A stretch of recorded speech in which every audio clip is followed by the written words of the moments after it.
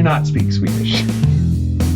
Great. But if I yell it at the top of my lungs, I can just about understand it. Nice. So you can picture me doing that in my own house, filled with Dorito wrappers. Well, that sounds like a fucking good time.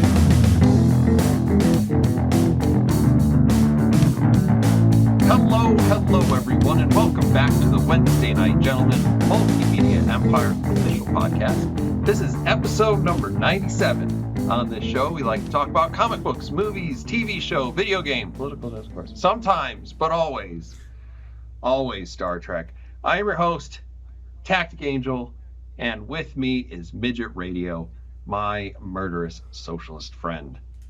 Midget Radio. Hello. Oh, we're out of practice. We're out of practice. I think it's okay. Midget Radio, how are you doing, buddy? I am doing all right.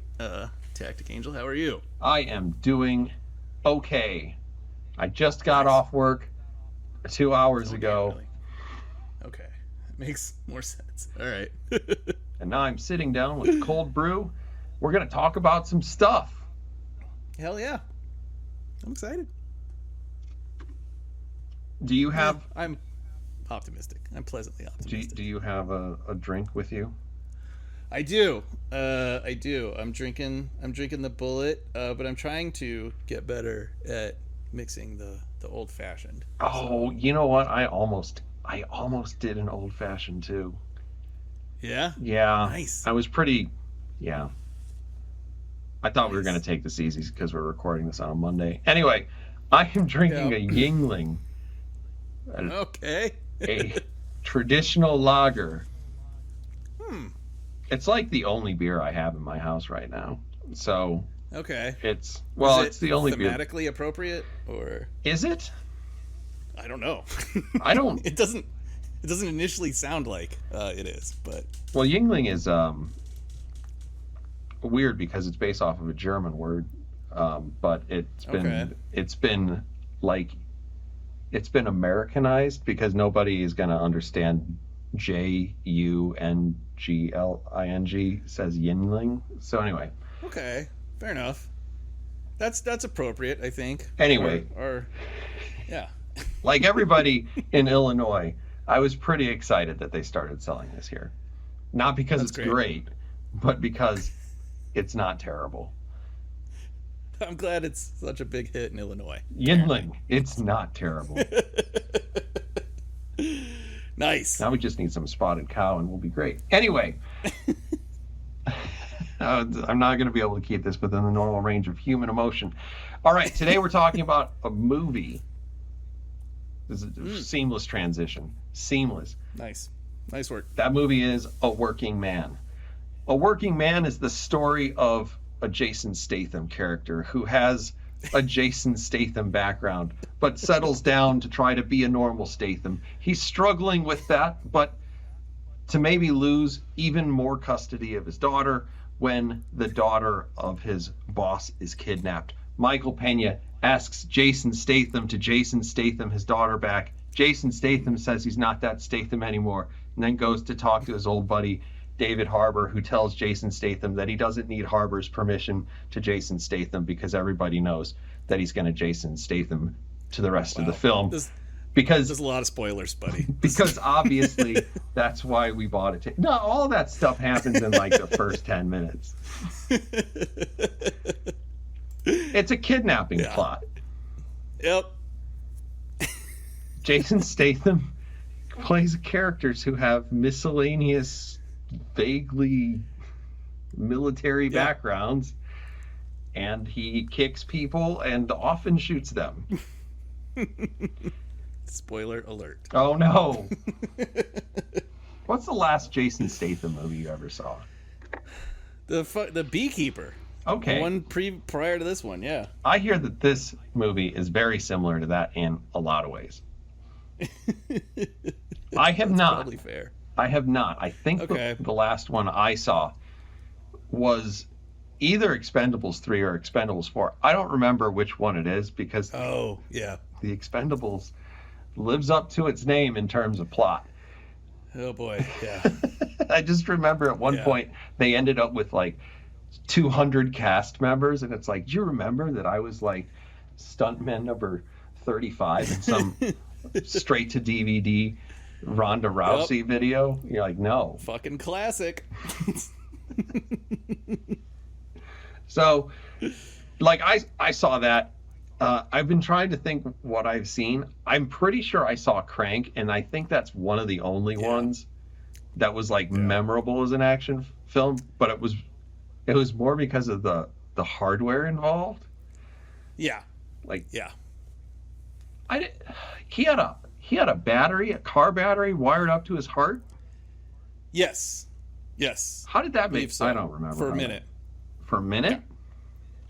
Yeah. Because his heart runs on car batteries. Okay. In that movie, I think. All right. And I know he was in Lock, Stock about a billion years ago, and Ghosts of Mars, I want to say he was there too. Was he in Ghosts of Mars? Yeah, it was like, hey, Vin Diesel, and Vin Diesel was like, hey, family. Yeah. Was Vin Diesel in Ghosts of Mars? I think he was. I could be thinking about a completely different movie. Wait, isn't Ghost of Mars the first Riddick movie? I think it is. No, isn't it? Because I thought Ghost of Mars was a John Carpenter movie. Oh, is that the one with Ice Cube and fuck. Neither one of these films are real. No.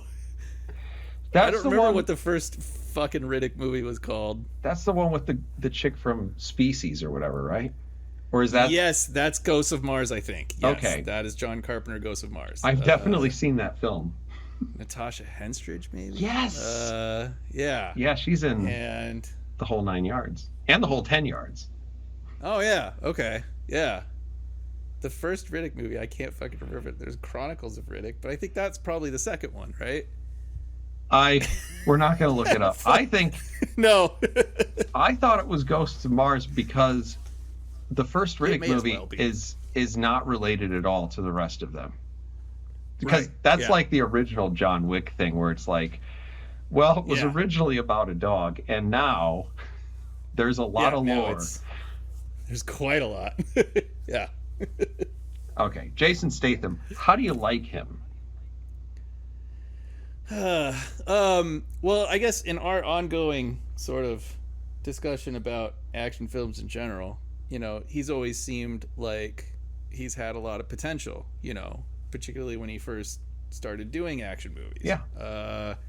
But he's never quite landed one. I don't think. Like, I was talking about this actually with somebody else. So you have like Schwarzenegger, who has a pretty deep bench, I think, of movies that you want to go back and watch again, like classics. Stallone does too. Jean-Claude Van Damme has Bloodsport. Steven Seagal has Under Siege. Even the fucking Rock has Walking Tall. But Statham doesn't have a movie like that, and he's been doing this for decades now. Well, he was in that series of movies, the Man Who Drives Cars. Right, The Transporter. I think that's wrong. That's it, man. I mean, yeah, I think like, yeah, he doesn't have that one that like really stands out. So that's kind of how I feel about him. A lot of potential that, in my opinion, has been largely unrealized. Okay, that's fair, and I want to say my opinion of him is pretty similar. I like to think of Jason Statham as like the white bread of action film. Whatever, like, I like white bread, but I can't. And you know exactly what I mean. You, as a sandwich aficionado. Good Lord, yes. White bread is delightful, but absolutely, very rarely do you ever eat white bread and think, man, I'm gonna really remember this turkey sandwich. Right. This is the turkey sandwich. Right. They are quite disposable. So, like, I don't know. High Voltage is like the... Yeah, if I ate a sandwich that was hooked up to a car battery, I'd remember that. But sure, nothing else. Nothing else. Sure. Yeah. Yeah. Okay. So we're both going into it more or less the same. And this movie is based on one of a series of books. Midget Radio, can you read? Okay. Sometimes. Sometimes. Okay. What did you think of this book?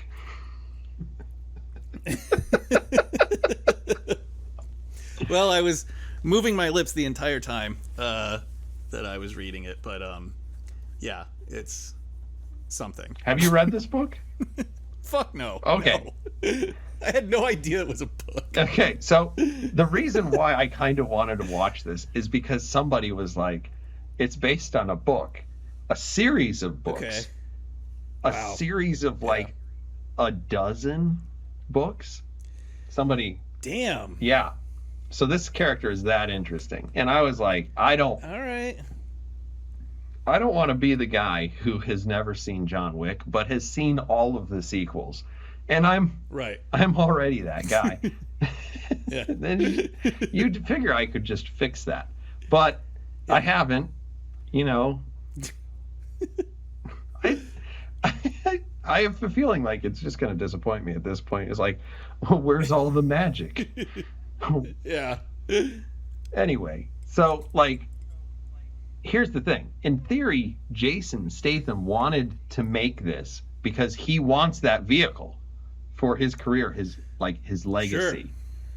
Sure. So you figure you can throw out like the worst third of the books or half, whatever. And even then, if you can get 5 movies out of this, like, that's pretty good, right? Then he wouldn't have to be the I'd car say so. driver man. He would be Yeah.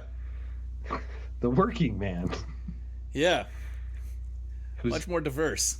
there you go. Yeah. Sort of. Yeah. I used to be in the Royal Marines. Now I mix cement. Yeah. So anyway, that's why I wanted to see it, in case you were wondering why I'm just like out of the blue. We need to see this. It was rather out of the blue, but I was like, I mean, I kind of want to see it too. So, yeah. Now, that said, this movie was written in part by Sylvester Stallone. I saw that. I didn't realize that until the credits rolled at the beginning of the movie. By the way, real excited. the opening credits I thought were really effective too. Yeah. You gotta. I was kind of surprised by them, but yeah. I mean, they put a lot of effort into it. They did. It was much more than I thought. It's like, wow, really? We're doing this? A lot of that budget went into the opening credits. Yeah. But it was good. It got me the idea that this guy was in the military and now he's in construction. Yes. Show don't that tell. was told very well. Yes.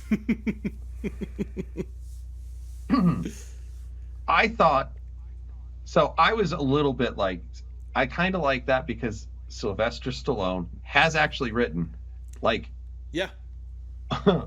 a surprising amount of movies that he was in. When I was looking this up, Yes. he actually didn't write Copland, which is like one of my favorite Sylvester Stallone movies. Yeah, yeah.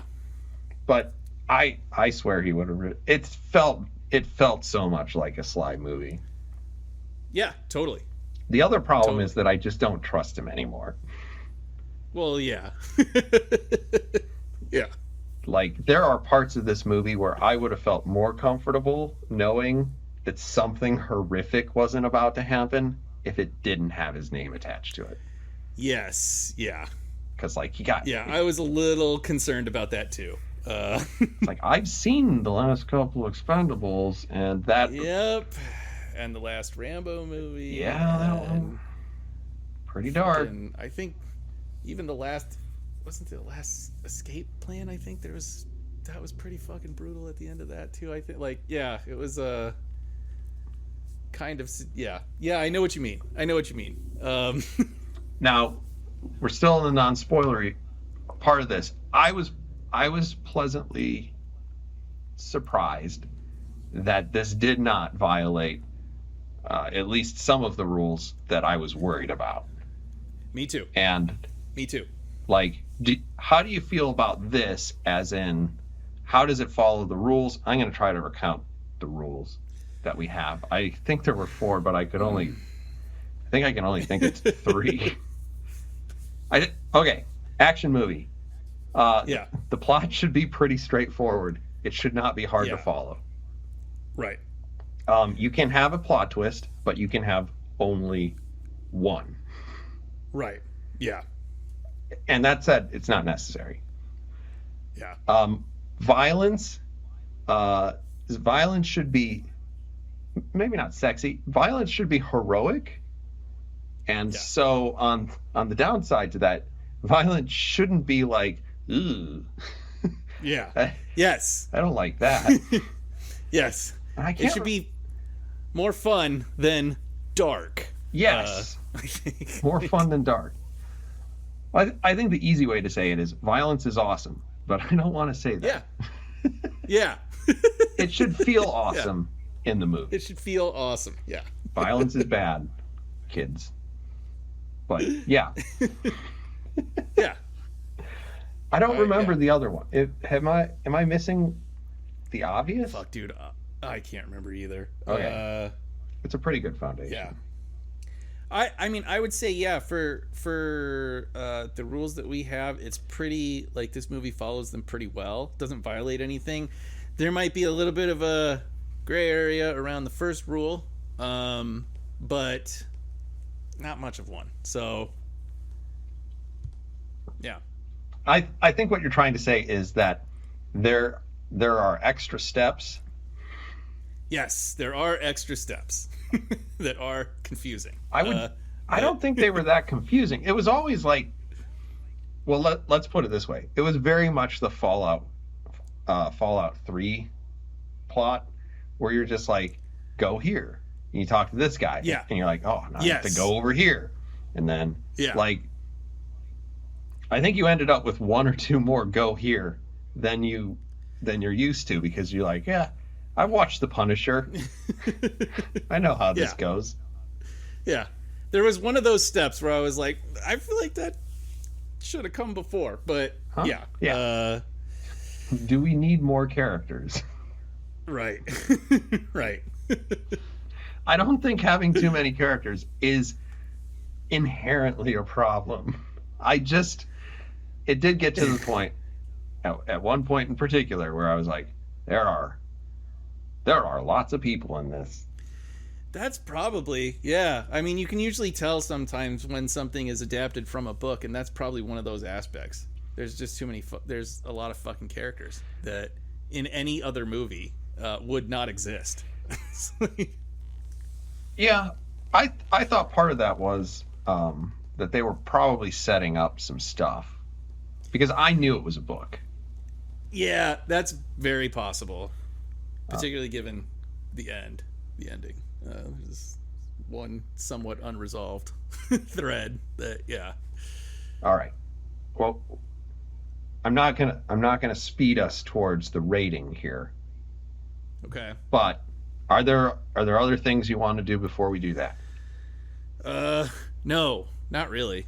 It's a pretty, I mean, there's not much to talk about with this film without spoiling it. It's a fucking action movie, so it does succeed at being an action movie. It does succeed at that, yeah. I'm going to take us all the way to the beginning, though.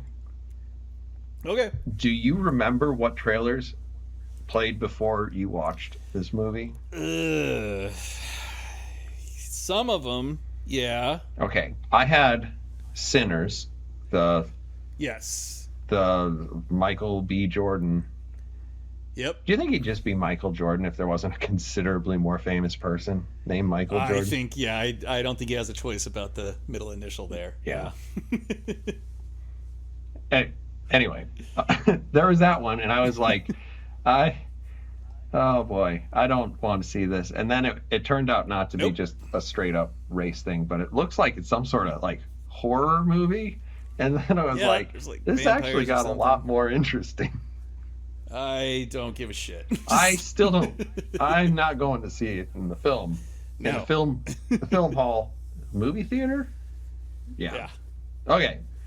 Then there was Ballerina, Yep. which I thought was fascinating because I was like, I want to watch this. I don't know. I'm gonna see the fuck out of that movie. I don't care. I'm an unapologetic John Wick fucking fanboy, and I love the stunt choreography so much that I will go see that movie day one. I guess we know that there will be a Wednesday Night Gentleman yeah, episode sure. number Hell 98. Yeah. Hell yeah. Limping towards that 100. So Yep. then there was Jurassic Park, whatever. Yeah. And then there was all of the off-brand Captain Americas, and Yeah. then there was The Accountant Squared. Yep. I'm not sure why they're squaring it, but yeah, that's. Was there an accountant to the first Power? But that would just be. The Accountant. Yeah, I guess that's The Accountant. Was Yeah, there one? Yeah. Oh. Ben Affleck. Yeah. I don't remember. I mean, yeah, that movie exists. I think I saw it, but yeah, I was. I think I'll. I was a little bit like this. This looks like it could be a fun movie. Accountant Squared. Yeah, Accountant I mean, Squared. John Bernthal. Like, that's the only thing about it that I was like, well, I'll pretty much watch whatever he does because he's great. But other than that, I don't really give a shit. Well, okay, so I don't know anything about The Accountant, but I found like the mannerism thing that they kind of introduce you to, who I assume is the accountant, Yes. and then they introduce you to his brother. So I think it could be like not exactly a buddy cop, kind of what appears to be a buddy hitman movie. Man, that would be a way better fucking movie if that's the direction they go with it. If it was like lighthearted like that, if it was fucking sort of a Lethal Weapon or 48 Hours style hitman movie, if that's what they do with it, then I'm way more into it. The first Accountant movie was fucking somber. It was a somber affair, I would say. Okay. From what I remember of it. But a buddy assassin with somebody who's, I guess, kind of autistic, I think is sort of the deal. Yeah. With Affleck's character, and then fucking John Bernthal being John Bernthal. That's a great idea. Yeah. They should give us money. Anyway. They should. All right. Now, since that has nothing to do with anything, now we can give our rating. Okay. On the actual film. Midget Radio, old school. This is ancient. So old. This is when Netflix was like really hot. Yeah. This is damn near dial-up modem territory. All right, this is the 1 to 5, the 1 to 5 scale. What do you give it? 1 to 5. I am going to give this movie 3.5 stars. Okay. 3.5. I actually really enjoyed this movie. Great. I did find myself laughing out loud a few times, which is fine because there was like me and like a couple other people who are clearly sliding into the back half of their lives. Yeah. And like, I wasn't disturbing that many people, and it was legitimately funny. One intentionally and one not intentionally.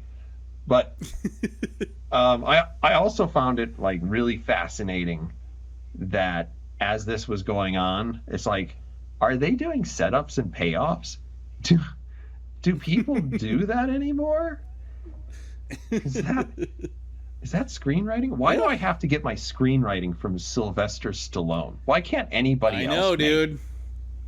I know. Anyway, I was thinking in the theater, I'm going to give this a 4. It probably only deserves a 3.5 because I probably will never see this movie again. But yeah. I had a great time. I had a great time watching this. That's awesome, dude. That's awesome. And it wasn't because I was in a movie theater, because I hated that. Really? Well, it's not as nice as it used to be, and you can really tell that the theaters are struggling because it's like this place is pretty run down, and like there are only really 2 theaters left in town, and they're both Oh god, that sucks, dude. they're both in really sus areas of town now, Yeah, where they're like, fucking just a sucks, man. reminder, don't park your car here if you want to find it again. You're like, Yeah. cool, thanks. Shit. I gotta say, like, my theater was actually fucking full. Now it was a small theater, but I had to sit in between people, which is Ugh. gross. I haven't had to do that in such a long time. Were they breathing? They were breathing and they were fucking eating, because of course they were. Definitely had some people in there that were towards the back nine of their lives there. And some people who looked like they were racing toward the fucking back nine of their lives. But I was surprised because I'm on the 40-year plan. because we saw this movie like, fuck, it's been out for at least a week or so. So we're well past opening weekend. I was just surprised to see as many people there as there. I mean, I went on like a Saturday afternoon, so maybe that's part of it. But I went on a Saturday afternoon. damn. Yeah. No, I went to like a 1:30 showing or something. It was like, Okay. Yeah. I mean, granted, nobody lives here, and like I said, Yeah. if you go to the movie theaters, you're kind of looking for trouble. The one is right next to a gun store, so that's kind of sexy. Oh, nice. And just in case you get out of an action movie and you're like, Yeah. I should go buy a gun. Wait, never mind. This is Illinois.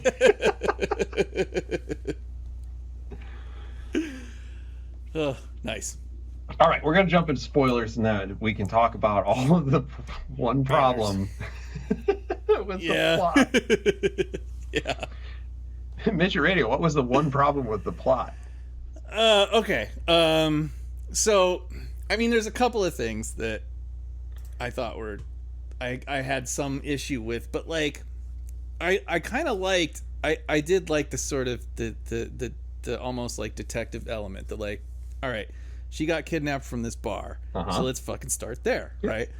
So he goes to the bar, the bartender, the only bartender there, of course, is dealing drugs, so you know he's super shady. All right, cool. So he leans on the bartender, fucking gets some info out of the bartender. Great. And that leads him to the biker club. Well, now through the Russians to the biker. Right, through the Russians to the biker club. He knows like that's kind of the next place, right, to sort of look into. Now the head biker on the biker throne, made of like exhaust pipes. Yeah, that was awesome. He clearly was a big fan of Game of Thrones. Yes, that was awesome. I totally loved that. It's great because it's like, man, do you think he sits on that throne just all day? Like, is this his every day? He wakes up in the morning and then he fucking goes and sits on that throne all day long. I don't think he sleeps. I think he's exactly like an NPC. Right? Maybe. Yeah, he's just on that fucking throne all the time. He does not have the day and night cycle. That was a lovely touch. So okay. So he goes there and he's like, all right, I gotta like ingratiate myself with these people, so I'm gonna pretend to like buy drugs, right? And the movie makes a big fucking deal about him buying drugs and then throwing the drugs away, you know? Yeah. All right, fine. So he's doing this. After, I want to say this is after he meets Dimitri, the Russian that he's actually trying to like make contact with. No, he's trying to. He has to go through him to get to Demi. So he meets his father. He meets and he kills him. He does meet his father. I'm sorry, I did skip that part. He meets his father, and that's where he gets the name Demi. Or I think it's his uncle, technically. That was the uncle that he drowned, right, in the pool. No, Dimitri is the son of that. Okay, maybe I can see where this is kind of violating the one step, because they do a head fake, which does make you a little bit confused, because they say that they kidnapped the chick because, and this is a misdirection, she reminds me of a girl in a painting my father had. So you assume that that was Dimitri, but it isn't. Dimitri is the skinny little wiry guy who he eventually has to get connected back through the biker gang, and he has to make a phone call to call an extra exposition to go to the biker bar in order to connect then to Dimitri. Right, which that's how he gets to Dimitri, is by buying these drugs, and then he meets with Dimitri, who's apparently the head drug guy. Yeah. All right. He's really big weird about this, on running licenses. Yes, he's all about that. But like, what's weird about that is that after that, Jason Statham actually looks through the photos of the kidnapped girl's phone, like her selfies and stuff, and sees the brother and sister crew that actually kidnapped her, like actually did the deed. Mm-hmm. He sees them in there, and like that leads, then he gets like location data, I guess, off something, and that leads him back to the bar where he decides to spy on. And it's like, so what was weird about that is like, shouldn't this have come first? Shouldn't he have looked through her photos first? Wouldn't that be the first thing that you would do? And then that would lead you to the bar, and then that's when you stake out, and that's where you figure this stuff. Like, it just felt completely out. Like, it was the first time we had ever seen any selfies that she had taken, and he's already knee fucking deep in this biker bar. So and then he's back at the bar, he's spying on them. The sister sees that she's spying on him, and it kind of blows his cover a little bit at that point. It just felt like weirdly out of place and an odd beat to insert into this movie. Like, I think that the issue that this movie has is that there are too many breadcrumbs. Like, I had enough time to start thinking, is the difference between a thriller and an action movie how many breadcrumbs there are? Right? Yeah. Because if it wasn't for, like, now granted, I liked the fight in the biker bar. I thought that was pretty well done. And it was fun. Totally superfluous, but completely fun. Yeah. And I was a little worried because Jason Statham is 57 years old. I know, dude. He might be a vampire. Because he looks like he's aged like 5 years in the last 20. Yeah. Yep. It's not really until they get the 4K close-up that you're like, yes, I can see it. He's older than I am. Okay. Yeah. But like, there were too many breadcrumbs. Now, okay, did he meet that individual at the meeting with Dimitri? It was just him, Dimitri, and then Biker King Tobias, the Biker King. Yeah, sure. I think that was as much as anyone has a name in this movie. Yeah, Biker sure. King. Like... Anyway, yeah, it was just a bizarre. Like, that's the part where it's like this plot is like, these are unnecessary elements in this. We know what's gonna happen. Like, we know what he's gonna do. We just need a straight line to get there. It's still, and it just feels, it just makes him look stupid. Like, that we're only just now looking through her fucking selfie phone cameras. Like, we're only now seeing those, like, halfway through the fucking, like, he's already on the trail. I don't understand. Like, this is the first thing you do, right? You've got her fucking. This is the first thing you do. I'm gonna make an excuse. Okay.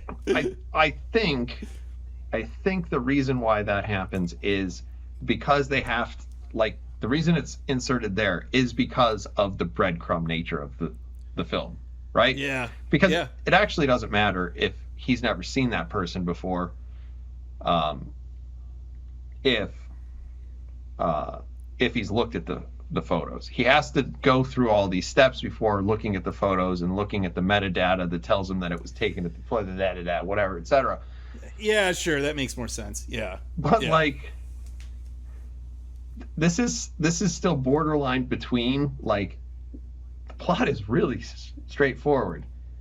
Right. And also, the borderline is, yes, absolutely it is. It is a straight line with the possible exception that it ping pongs between two places on a line for one scene. Yeah. Yeah. So like I said, I mean, it's a minor quibble. It's a minor quibble. So not a big deal. And even with that, I mean, the 3.5 stars, I'm still factoring in that, like, I haven't seen a straightforward, decent action movie in a long time. Mm-hmm. And this was better than I expected it to be. Better than The Beekeeper? This is better than yeah, I didn't really enjoy The Beekeeper was fine, but there was a lot of, like, bee metaphors. It just got really tiresome. But this one I liked because it felt a little bit more, like, it felt like more back to basics. There is kind of a small so he's ex whatever. He's ex badass. Royal right? Marine. Yeah. Okay. So he's ex fine. Well, he has to be a Royal Marine because otherwise his accent doesn't make a whole lot of sense. Right. These fucking guys, like, it's almost a little bit too much of a trope, I feel like, in action movies nowadays. So he's ex-Royal Marine, so that means that he just has GPS tracking equipment that he can attach to, like, he just has that in a shoebox, and he has a camera set up in his car fucking already. Like he's already got all of that and some, like, fucking beast of a badass laptop that can do, you know, whatever the plot needs it to do at that particular point in time. I don't really like the high-tech sort of spy badass type shit in action movies in general. I prefer the Sylvester Stallone, Arnold Schwarzenegger. I am able to do this because I am fucking just awesome. Like, I don't need computers and shit, and I don't have any of this fucking equipment. I just have guns and fists. I prefer that. Okay. So yeah, I mean, there's that part of it where I was like, I don't, all the dumb high tech shit I am not as into, and and it feels like a cheap excuse. Like, well, he was a former military badass, so he just has this shit, you know, laying around. Yeah, I mean, bed. Like, all right. There is a non-zero possibility that you might have some of that stuff sure, of course, in your truck if you did, like, surveying. Like, yeah, I don't know. Yeah, I don't know if he set up some cones and put on a hard hat next to the biker bar, and that's how he was spying. That'd be pretty good. Yeah, it fixes the whole issue. Yeah. So just grading this area. Yeah, and I don't know, like, the opening, which was very, very well done. It didn't look like he was doing a lot of investigation. It looked like he was doing a lot of killing. Yes. Yes. A lot of killing, a lot of fighting, a lot of jumping in and out of planes and helicopters and automobiles. Yeah. And just doing whatever Her Majesty, I assume, required. Yeah. So yeah, I mean, it's just another sort of minor fucking quibble, but yeah, I was like, why is that camera set up in his fucking truck like that? If all he does is mix concrete, like. Well, I think the concrete just happened to be there. I don't know. That was another weird part about this movie. Like, so at the beginning, he beats the shit out of that gang, right? That's given his. So, like, this gang comes up, you know, to one of his fucking workers, and clearly they're probably trying to collect money or something like that he doesn't have, and it's on the job site, and Jason Statham Statham's them all. Yeah. You know, and that's great. Like, that was great. That goes non-lethal nowhere. Jason Statham. Yeah, non-lethal style. He's so holding back. So that connection. I kind of love. So Was no, there a connection? Because Jesus. yes, there was. It was a set up Really? and a payoff in that scene. Not because Okay. of that particular thing, but because the girl who gets kidnapped sees it, and they have that conversation Oh, right, afterwards. sure. And Jenny says, "My what grandfather participated in some random war, and he taught me to fight," Yes. which is gonna be key for Yes. you to remember, because later in this movie, Yes. I am shown to be very feisty. Yes. Yes. Yeah, I think he was a paratrooper who focused on breaking fingers or something. Yeah. He specialized in. I actually really do like that the victim in this movie fucking fought her captors. I'm surprised that she lived through it, but you know, whatever, it's an action movie. But it was just nice to see a little bit of like, it was just nice to see something other than the fucking helpless, like, No, she was not in the victim. fridge. I mean, she Yeah, was in she the wasn't. fridge, but she was but she was yeah, not but happy to be you know, in there. She got out a couple times, like, yeah. I did really like that. That was kind of an unnecessary breadcrumb, also. Mm-hmm. So she gets out, We did not need it at all. and Yeah. the shocker of shock, the Illinois police are corrupt. Yep. I Yep. I did like that this was in Illinois, because Illinois is like Chicago is the new Detroit, and Yeah. I mean it is actually now the most violent city in the United States, but Yeah. that's helped a lot by the fact that nobody lives in Detroit anymore, and hopefully we can see Chicago similarly recover. But Yeah. like, you set that up at the beginning, and they hand him over to the cleaners. I loved the cleaner motif thing. Yeah. And then he gets in another fight in the truck, and I thought the truck fight was fun. Yeah. And he kills the two people, the two ridiculously dressed Russians. Yes. Yeah. By the way, not surprised that these people were Russian. No. Very, Not at all. very safe bad guy to have these days. Absolutely. But yeah, like that was good. But then that's weirdly a setup and payoff in itself, because you see the setup, and then later she escapes, and then she's found by obviously the exact two. There's only two police in all of Illinois. There are only two police, and they're always on that road. Yeah, just Wherever that road is. Yep. It's vaguely in the Chicagoland area. Yeah. It looks like it's West Chicago. Yeah. But anyway, I don't know what all those places are. I only go south side downtown or to Wrigley Field. That's it. Absolutely. So yeah, that was sort of like a setup so that this, and then she gets kidnapped again, and she's like, wow. Right. Right. It's still straightforward, but you did another loop. Yeah. And Yeah. I thought about you during that scene, because I was like thinking of the moon was gibbous. Yeah, pretty much. And my client was just minding his own business, and then minding his own business, just and then the worst thing in the world happened. Right. Somebody He was on the way to the orphanage, and then So anyway,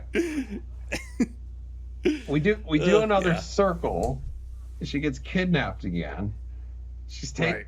They tell her now they have to kill her, but then never mind. The guy wants to, I guess, cut her apart himself. I guess, yeah. Yeah. And then everybody ends up at the same place, Yeah. which is also God only knows, but they do have working utilities, I guess. Apparently, yeah. Hey, do you want to go gamble and do illegal drugs and maybe hire prostitutes, unwilling prostitutes, mind you. Yes. And very unwilling. I don't know. I'm sure there's at least one or two other illegal things. Like, do you guys want to break any? Yeah. I guess it wouldn't be building codes. That's the one nice thing about Illinois is we don't have a building code. But oh, nice. Individual areas do, but no statewide. Anyway. Okay. So, did you guys all want to go out to this house and do this thing? And like, everybody shows up. And this is when I realized that there were too many people in this movie. Yeah. Yeah. Because, like, now you have the guy who she was originally sold to, and she bit his cheek. And now he's upset. Yes. And he's like, I'm going to go into the wilderness of Illinois, such as that exists. That's the other thing. She got out of that car, and she's like, now what? She's like, we'll walk less than a mile in any direction, and you'll find a road. Right, you would think so. I mean, yeah. This whole place is just roads, okay? Roads, corn. I'm actually surprised that you found that many trees. I mean, it's clearly a soundstage. But anyway. So they all go out and they're gonna, like gamble in this soundstage in the middle of nowhere. And he's doing that, which you don't even really need to go. Gambling's legal now in Illinois. It's actually millions and millions of dollars worth of tax revenue. In any case. Yeah. So he's gambling. They're going to bring her to him, and he is going to string her up and cut her apart with a bread knife or something. I suppose so. Yeah. And so Cade is just going there for fun. Well, not for fun, obviously to get her back, but like then the bikers have to show up. Yes, they have to show up because they know he's bad. He's not the guy they thought he was, and that's their problem. Which makes a certain amount of sense, I guess, because this is this service is provided by Dimitri, their contact. So I guess it does make sense that they've got a dog in that fight. Try to make it right. Take this dude out.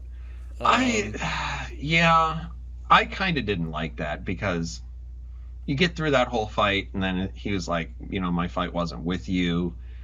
And it's like, that guy's like, just kill me. You're like, I thought this is where, I mean, when they were doing this, that's when I laughed. When they all go ride and he's wearing like some ridiculous Viking helmet. Viking helmet with fucking horns on it and shit. Yeah. One of his henchmen is wearing a samurai helmet. You're just like, it's absurd. Yeah. So this is happening in the state that I live in. Okay. Yeah. All right. I'm into that. I can get into that. Yeah. I like that. I did find it funny that like all of the bad guys, like they do not give a fuck about each other. Like they will shoot. Like if you're being used as a human shield, sorry, bro, you're gonna fucking die. Like every time. When he first meets the bartender guy, and that guy gets shot in the back by other bad dudes, and then the old country fucking cowboy dude from the bar gets shot in the back, I think by the biker king. During that fight, it's like, Jesus Christ. Well, there's no rough customers. There's no honor among thieves. Clearly not. Okay, so I get that. It didn't really bother me. Like, do you really think at the very beginning the two upholstered guys weren't going to shoot some random drug dealer? They were clearly, totally, absolutely, yeah. But okay, so this was like, this is the time that I laughed when I thought, like, there's such a thing as setups and payoffs, and then there's just everyone arrives at the end. Yeah. And Yep. like, I kind of get it, right? There's a setup. She knows how to fight, so she's able to kind of defend herself, and she's able to escape, and she's not just the That was princess in the castle. That was an interesting sequence, though, because it's like, all right, I see that, but like Jason Statham doesn't know that, and he just kind of leaves her to deal with the woman while he beats on her brother. Like, well, he knows the rules of action movies, which is typically that there's the cat fight, right? that's true. You do want to have that. You do want to have that. But I mean, damn, like she's still chained up, bro. Like, Yeah. what the fuck? She's at a bit of a disadvantage, you might say. But man, he just zeroed in on the brother, and that was his mission. Like, I'm gonna get you. Yeah. Like, I'm gonna bounce your head off of this concrete again. a couple of times. And again. How about this glass? She'll be fine. She'll be fine. She's fine. She can take care of herself. Her grandfather was a paratrooper. It's like, okay, all right. So, like, this is weird because, like, all of the plot points converging on there, like, half of them make sense. You got lots of setups and payoffs that make sense. Cade's there because, obviously, and then, like, she's there because she has to meet with this guy, and they're there, the brother and sister are there because they're delivering her, and she's there because she's the one to be delivered, and the fight makes sense a little bit. Yeah. Enough. And you can make sense of why the bikers are there. You can make sense of why the police are there. You can make sense of why the Russian mobsters end up there. Yep. And the strangest thing happens as this whole just circus of violence is starting. Yeah. Did you notice that even the music had a setup and a payoff? No. Okay. So, and this is weird because typically I'm not a big fan of diegetic music. Okay. But like at the beginning, Michael Pena is like, oh, my daughter is like whatever, and I just gonna drink in her room and watch this piano recital. Right. So she finds a piano, so she starts to play it. And of course she plays the same thing. And I have really mixed feelings about this because A Clockwork Orange has scarred me for life. And I get a little bit defensive mentally when I hear Beethoven in a score. Yeah, sure. So she starts plucking around on the piano at the end, and that starts into the actual score. Yes. Which is then like a scherzo interpretation of Moonlight Sonata. Okay. Including some pretty dissonant, like, I am going to fuck you up chords. Which, yeah, that seems fair. Which I was like, I am really enjoying this. Like, I was pretty not sure how I felt about it at the beginning when, you know, a man was crying in a bedroom drinking tequila. But, like, now this is a setup and a payoff, or is it just a theme? I don't know. But anyway, that's the point where I was like, this is fun. And then everybody keeps showing up and dying. Yes. And that's when I started laughing. Because it was just so ridiculous, and like the moon being gibbous in exactly the same place for as long as it was. Like, gibbous moons don't move like that. They yeah. They move. They are not just right against the horizon for 6 hours. Yeah. And then the other thing that kind of got me was I felt like I liked that she fought. I like that she escaped, and I was actually a little bit upset that she got recaptured. I was too. I was annoyed. Yeah. But because she was recaptured, then you have to have the Illinois police show up, and everyone can feel good about not watching just them get shot up. Not just that they accidentally get shot up, but, pretty intentionally. I want to say that guy, his character was Machine Gun. Yeah. Yes. He is the henchman with the machine gun. Yeah. Yes. Yeah. So they tie up that loose end. She was just a little bit too not shell-shocked by this whole thing.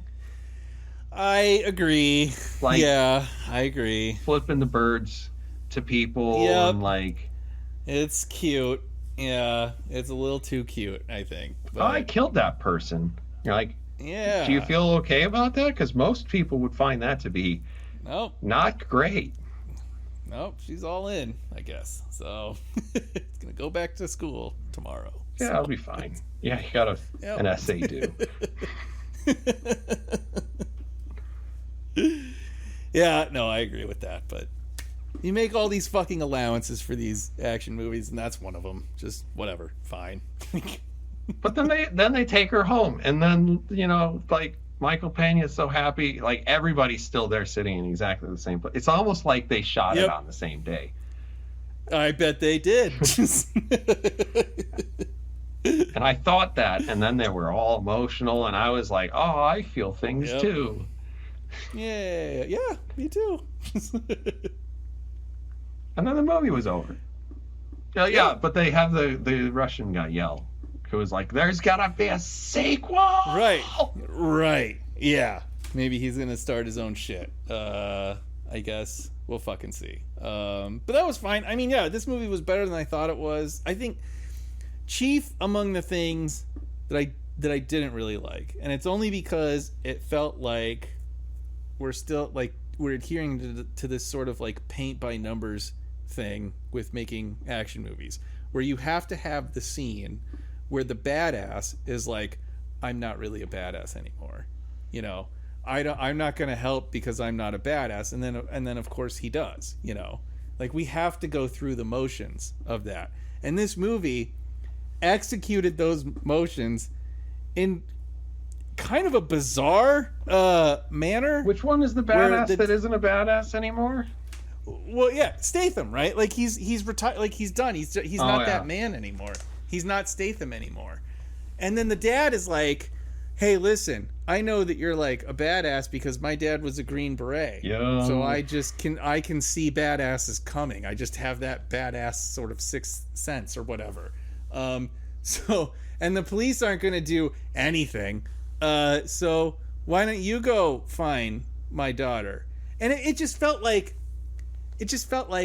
I'm Michael Peña. I've seen action movies before, and I know that you're a badass. So you're supposed to be the one, my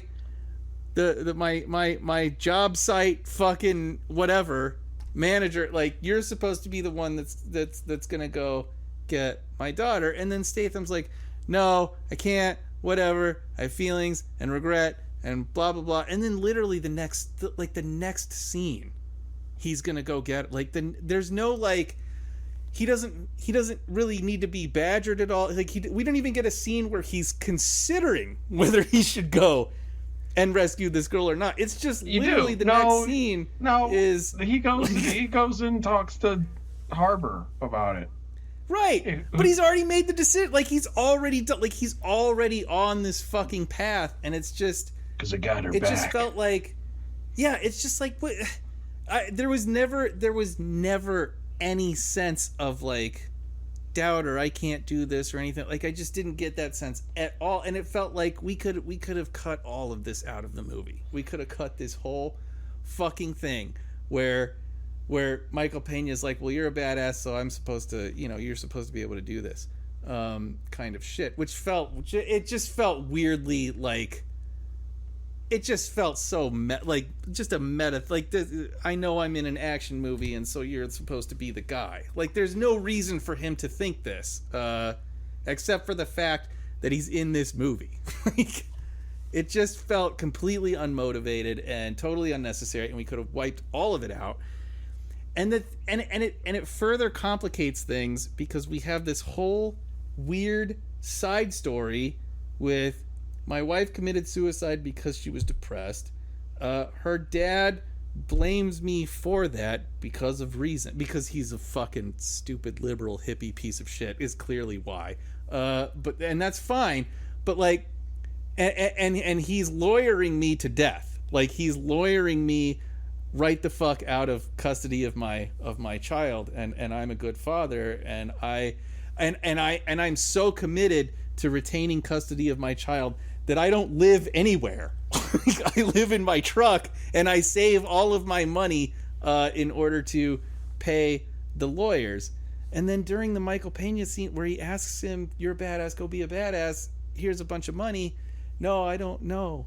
I can't do anything with that money. I'm not gonna. It's just weird. There's too much like weird competing shit on top of this oddly meta action movie scene. That should have just been cut out. I think. This is why I kept thinking, like Biker King, and Harbor, and I guess to some extent, I didn't actually expect that the Russian boss was going to live, but like there were all these characters, and I'm like, there's so many characters. Like maybe what they're trying to do is pre-Wick this, right? So when we show up at the Continental for the second time, or Harbor's cabin, and things happen, and he's got like ridiculously illegal things to own in Illinois at this point, but that we would be like, some of this was set up before.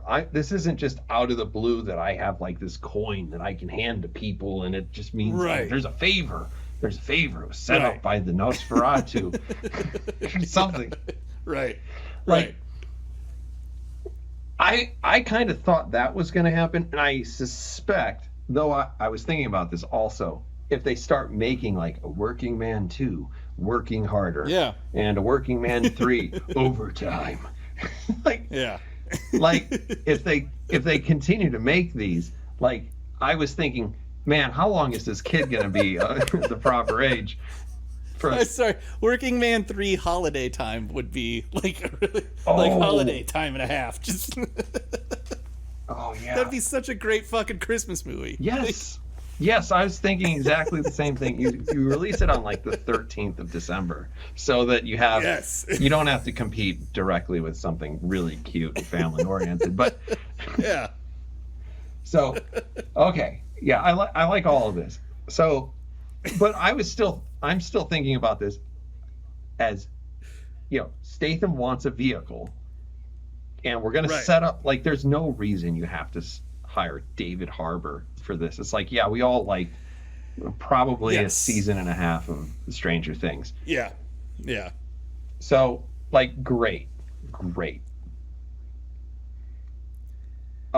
But the whole thing with the kid. I mean, the kid thing kind of makes a little sense, because one scene that we didn't talk about that I did really like is he goes and he gets Dimmy, right? And he kills all the people, or he has the other people shoot the fellow henchmen, because of course he uses them as human shields.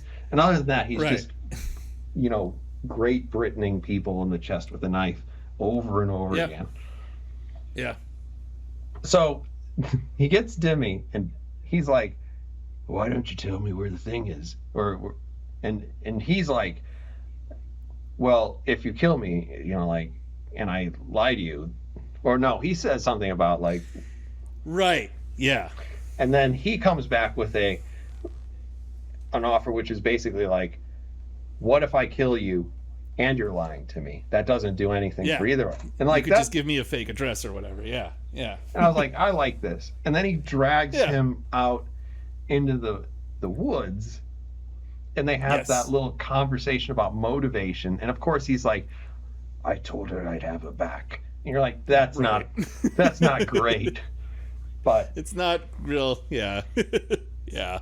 I like how he just eventually has enough with this conversation and hits the guy and knocks him down into the puddle and just says, "That's because you don't have a daughter," and just shoots him more than enough times. Yeah. I like that too. Yeah. Yeah. I enjoyed that as well. Yeah. Yeah, I mean, the movie is fun. The only other thing with the money situation that it becomes confusing. Don't you think at the end that he gets the $50K anyway? Of course I would think so. But then, like, he's got all this money to buy drugs and throw them into the fucking lake. It's like, where is this coming from? Why? Like, the movie makes the thing I don't like about it is that the movie makes too much of a fucking big deal of him being, like, noble the whole way through. Like, it goes out of its way to let's watch him throw the fucking drugs away so that nobody can have the drugs because, you know, people shouldn't have drugs and stuff. And he's gonna rescue this girl because he told her, you know, that he'd have her back. Like, there's too much of that. That when you're watching it, it's like, well, he can buy fucking drugs left and right, but the lawyers are a problem. He can't even live in an apartment. What the fuck? Do you think that this is maybe that, like, you just don't have sufficient sensitivity that there are a lot of people who have lost family members to methamphetamines?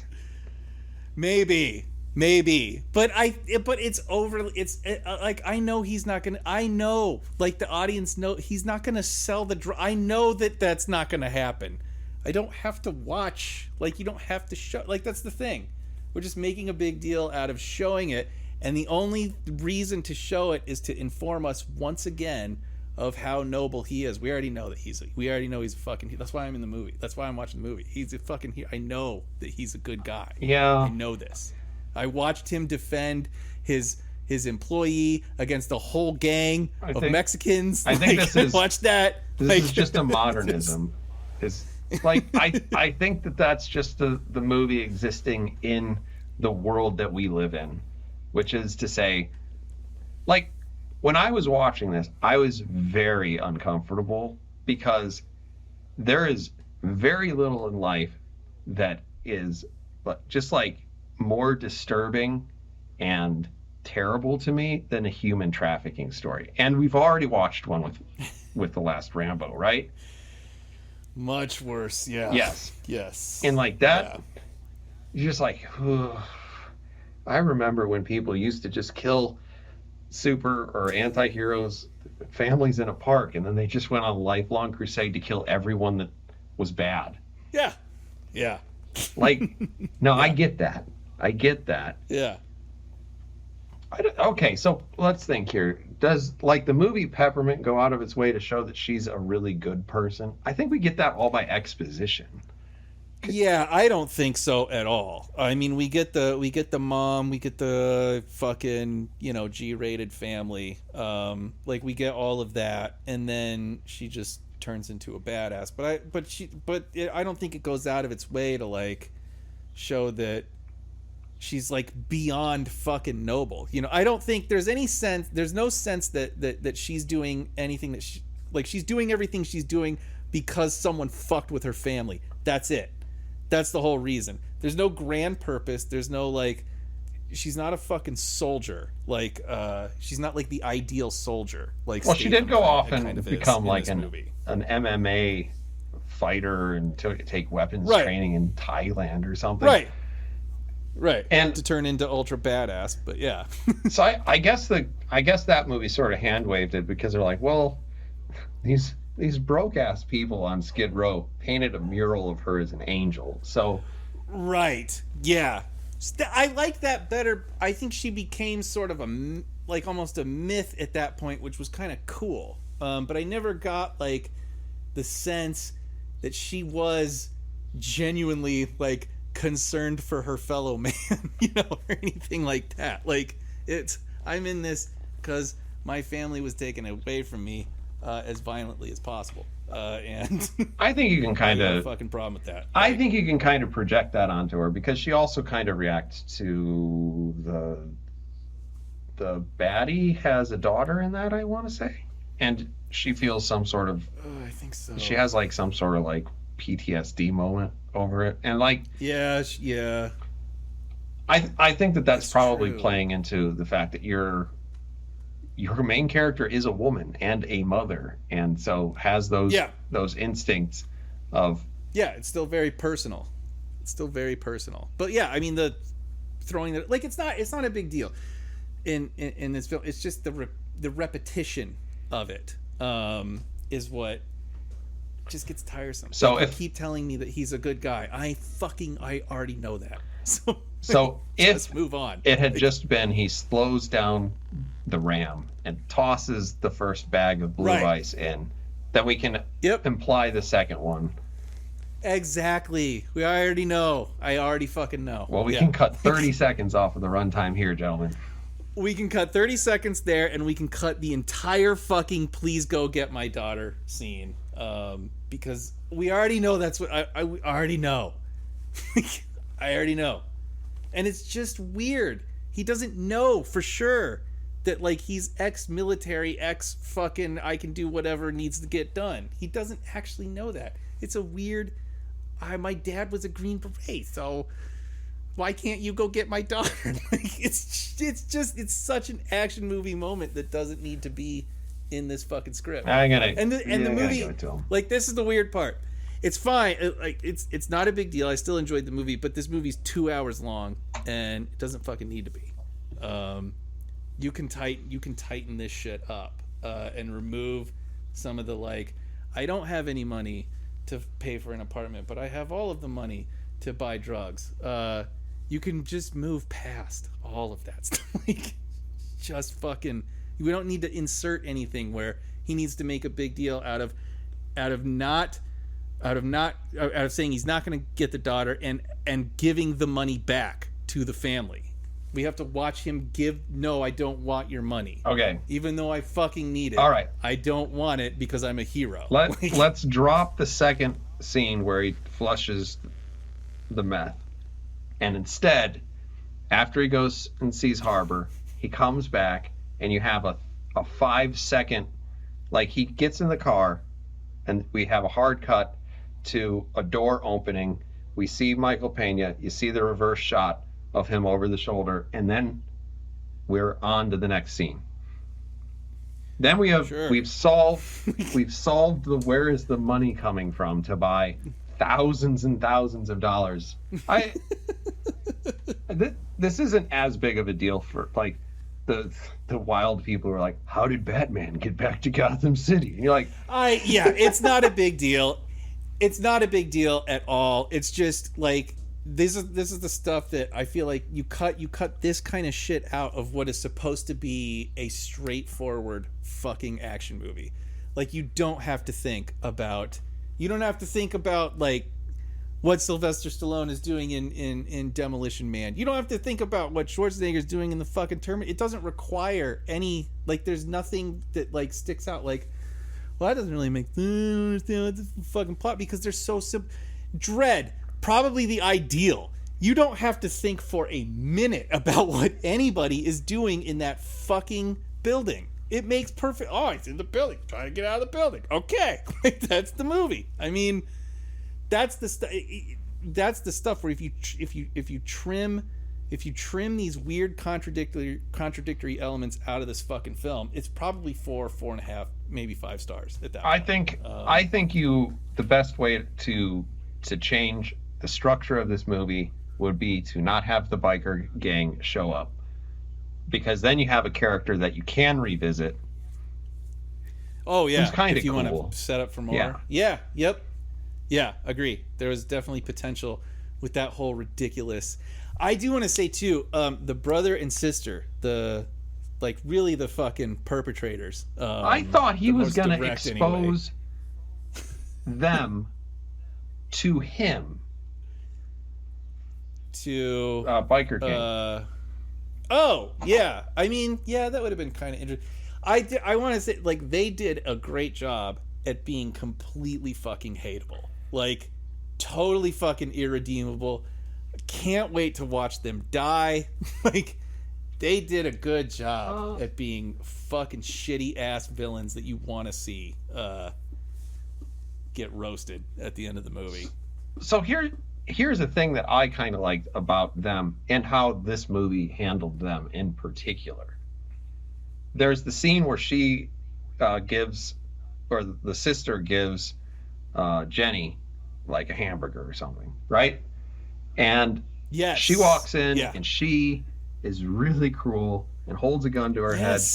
But we get to see that it's a golden gun, a gold-plated, like Makarov or something like that. Yeah. And then later, we get to see that she draws a gun on him in the diner, and it's gold-plated. It's like, how many people have gold-plated guns? And as it turns out, David Harbour has one too. Yes, he does. Yeah. that got a genuine laugh out of me. Yeah. But like, okay, I kind of liked that because so many times when you watch these things, and this movie has a little bit of that, where people are doing the detective work and it's just like, wow, you guys are really, really perceptive, and there's a lot of very convenient evidence that you're able to make wild assumptions about. Right. Accurately. Always accurately. Yeah. Always. Yeah. So I kind of liked, in the loop-de-loop nature of this, that we as the audience kind of learned something before the character, because I don't think we have seen a lot of cases where, like, the hero doesn't really know how close he is to the finish line. And it's because he doesn't have that omniscience in spite of all the tech and whatever. Right. All this. Yeah. Yeah. So I thought that was interesting. And that was probably one of the reasons I was also wondering about what's the difference between a thriller and an action movie. Yeah.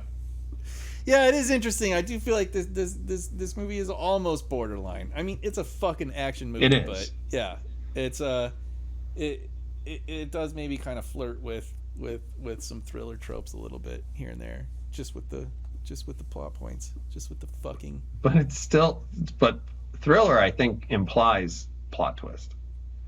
Yeah, yeah. And this one did not. It had some loop-de-loops. No, it did not. Yeah. Some roundabouts, no. But no. No. But yeah, it ended well, expectedly and decisively. So, at least with getting her back home. But yeah, I mean, overall, I dug it. It was, like I said, better than I thought it was going to be. Better than the Beekeeper, I think, for sure. And I'm glad I saw it. I mean, a solid action movie. And now we know that there are more action movies that will exist. Yeah, fucking A. We need them, I think. I'm kind of really looking forward to that Ballerina, in part because I am super intrigued at the idea of making a spin-off where your main character is the antagonist. Yeah, I can't. There's gonna be some fuckery. Oh yeah, they're gonna team up at the end, and they're gonna come to whatever, and then she can be a side gig in one of his future movies, John Wick, whatever number. That's all right. I like Ana de Armas anyway. So yeah, I mean, as long as she does a good job, I'm all in. Like, I'm all in. All right. Anything else, Midget Radio? No, I'm good. All right. Then that has been episode number 97 of the Wednesday Night Gentlemen Multimedia Empire Official Podcast. Please give us a like if you've enjoyed this video, or subscribe to our channel. You could be like number 50. Anyway, thank you everyone for listening, and we'll see you on episode 98 of this extraordinarily long name.